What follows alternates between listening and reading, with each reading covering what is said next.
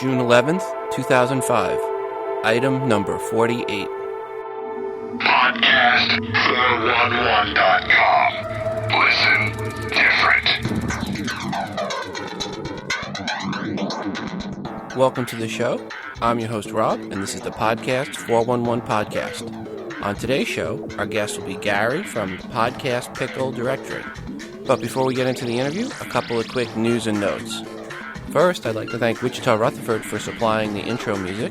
Please check out his podcast at www.5minuteswithwichita.com. Next, on our main site at www.podcast411.com, there is a link for show notes under each interview. Any podcast that we mention in any of the shows, you can find a link to those podcasts in our show notes. Next, we are looking for content for the show. Essentially, I'm looking for 60 seconds to 2 minutes max of material that is news, tips, or product reviews relating to podcasting. So if you would like to contribute to the show, kind of be our roving reporter or foreign correspondent, whatever you want to call it, please send an email to rob@podcast411.com. In the subject, put contribute. Plus, any podcast meetups out there, if you have a meetup announcement, please send them to us. Same email address, and I will go ahead and either mention them in the show or put them in our podcast meetup section on our forum board. And speaking of podcast meetups, I am getting ready to run out here to the Kansas City Podcasters Meetup, which we have every second Saturday of the month at 4 o'clock, and that's the Kansas City Podcast Meetup. So anybody in the Kansas City area, if you haven't already checked it out, please go to meetup.com and search for podcasters in the KC area. Sign up, and if we don't see you today, hope to see you next month. Well, that's it for the news and the notes. We're going to go ahead and get right into the interview with Gary from Podcast Pickle. Here we go. Let me say, Gary, welcome to the show. Thanks. Glad to be here. What was the first podcast you listened to? Actually, it was Don and Drew, and I still listen to Don and Drew. What other podcasts are you listening to at this point, or is that too political a question? No, I can share what I call my favorites list. Sure.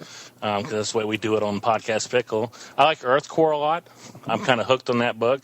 Bitter's Pill, I like that a lot. And I'm really also hooked on Pocket Independent. I guess I like those books. Okay. On podcasts. Yeah, I'm going to have T. Morris on here next week. Yeah, he's a real nice guy. I know when your site first started out, really it was a sports directory, if I remember correctly. You were like the first sports directory. Right. We started this, I read about podcasting in December in a email I get, a subscription I get from marketing websites. And went right to it, and my daytime job, I guess you could say, is a sporting goods store, so our natural involvement went to sports. And we started sportpodcast.com, and which is a fine built site, and we started working on that middle of December. And then I guess as of March, we had like 50 podcasts on there, and that was pretty much almost everyone in the world that did sports. And so we kind of were getting depressed with the fact that we felt like we had this great directory, but there just weren't any more podcasts to get than the ones we had. So I just said, heck, we're just going to go, as I put it, butt heads ahead with the big guy. Let's do it. And we started Podcast Pickle and on March 12th, I think, which we'd started it to begin with, but we had a lot more people on there probably that'd be familiar with us. But that was our main goal, was we wanted to do sports. We're a sports place. I went out, told some people I was going to be interviewing. I said, hey, send me, do you have any questions you want me to ask Podcast Pickle? And one of them was, why another podcast directory? Well, there's 42 of us now, by the way. Why not InfoSeek? I know. But where'd that go? How come we aren't still all just using Yahoo instead of Google? I guess a better way to ask the question is, what's the value proposition in Podcast Pickle? What do you guys have to offer the listener? When we started building our site, we were, basically sport podcasts, which is developed into Podcast Pickle. At the time we started that, we were the first people that I know of, and I think I'm correct in this, to have a player on our podcast directory. Nobody at that time had a player, and we couldn't believe no one did because it was such an easy thing to add. So now everybody's got a player. I'm not saying it's because of us, but sometimes other people need to do things for other people to catch up with them, So, I think that player is a pretty good thing. We're the only podcast directory right now now that has a video player. I don't think there are a lot of them, but that's something that's coming up. I think video podcasts are going to be a big part of this for the years over. We rank our podcasts by rating systems. I think that's a big thing. A lot of people at work want to know before they start playing on a podcast if it's X-rated or G. So we've, I guess, tried to add features that would make us worthy of being one of the 42 directories that float to the top, where I think we've kind of gone around and we've actually added features to ours to make us worthy of being one of the top directories. As to whether we are or not, that's a different story, but we sure are working hard at it. One thing I have to say is when your directory first came out, I have a directory of directories. And I added it in, and my comment was podcast directory, but with the ugliest logo. Your original pickle was so ugly, and you had a link for T-shirts with it on there, so that cracked my wife up really bad. I much approve of your current pickle. He looks cool. But we sold some of those T-shirts. Oh, you did pickles. Not. Yes, we did. Oh, God, those were ugly. And actually, we sold more old pickles than we have. We don't have a new pickle one up, but then that was kind of surprising to me because that was ugly. We made that in-house, and we were, and everybody complained about the pickle. Oh, that was an ugly pickle. You're right. I think I had 2 directories that said, has an ugly pickle for a mascot. Yeah, mine was one of them. Yeah. Yeah, But I have to say to you, we were on a thread about a month ago where someone was saying that I had the only website with a mascot, and you've really got the one that really makes the most sense. That is a podcaster, isn't it? Yeah, mine is a little pea pod with a fishing cast. Fishing pole. He's a podcasting. Yeah. And so you've got a mascot too. So I know there's at least 2 of us. And that mascot's been around since December. My mascot, my wife designed. I thought she did a pretty good job. I think it's a cute little mascot. But you know what? I've sold maybe 2 T-shirts. Hey, your mascot made the only sense that you can make out of that word as a mascot would be a podcasting. So yeah, I mean, when I saw it right away, I knew what it was. I thought it was a cute idea. How many people do you have working on your site? Because you've been adding quite a bit of features. I've been watching and using your site. We do something every day, basically. I run a network of 32 websites. That's what I do for a living during the day. So we have 5 guys that are anywhere from high school kids to college kids that all work part-time for me. And they come in when their hours allow them. And they love working for me, I think, because I work around their school. And they're all very gifted and talented kids when it comes to working on the computer. In the summer, we have more than normal. We'll have 5 before the day over. So now that school's out, Podcast Pickle will really grow because I've got 4 to 5 kids working 40 hours a week almost on the site. Excellent. So we'll really be growing fast because most of this was going on. The changes people have seen lately were going on while they had to we're doing finals and still in school, and the high school kids got out at 3 o'clock. And like I said, they just love it because it works around their schedules. You have on your site My Favorites, and that seems to be replacing the counterpart at some of the other larger sites where it's more of a voting. Am I correct in that? That's how you're determining your top 25 is whoever has the most favorites by different registered users? Right. I don't think there's any really foolproof way to do that. But at least ways on our site, you have to register, you have to log in, and you've actually chosen that to be in your list. I mean, I use mine religiously in the mornings. I come into work. I go to my favorites list, and I look through it to see who's got a new show. I get there about 2 hours before everybody else does, so I like to listen, over the speakers while I'm working there.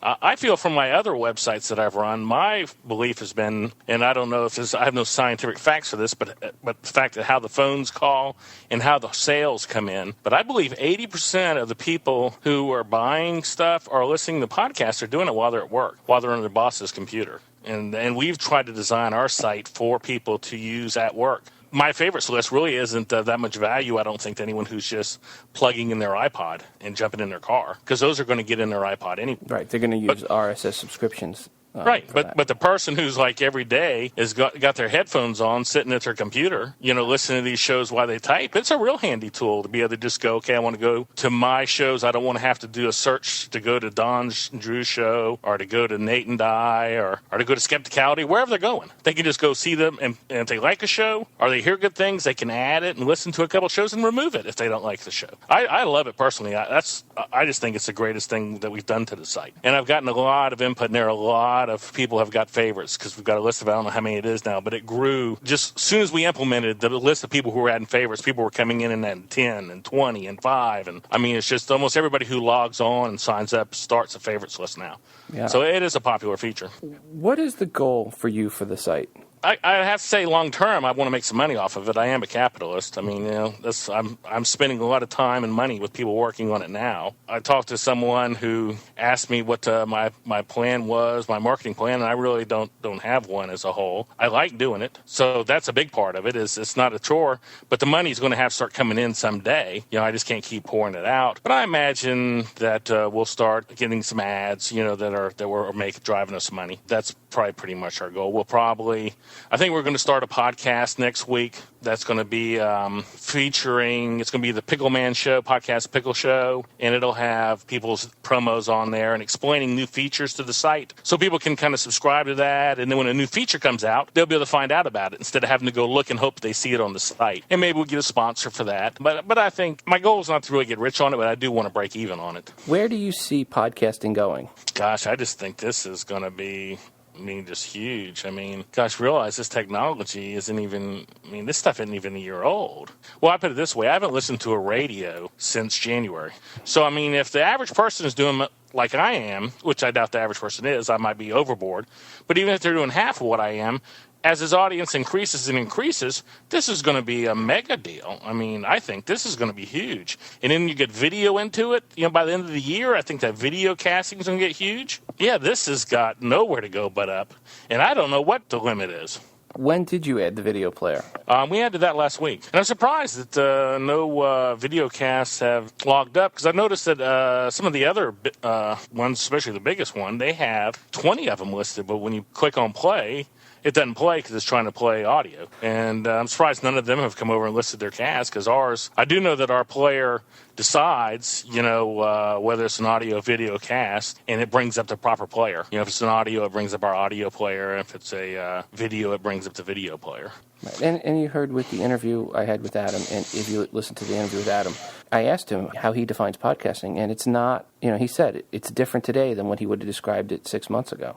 And he's saying, basically, backing up what I'm saying, a lot of people are listening to it on their computers. Yep. So, and that's exactly what our site was designed for, was for people to sit home and listen on their computers. And we have added one-click subscription for iPod or X, so you just click on it and it comes on if you got version 3.0 of iPod or X. It goes straight into there. But besides that, that's the only thing we've really done that's been for downloading or iPods or anything like that. The rest of it has been done for the listener at work. Because that's our target audience, is the guy sitting at a desk. That really is.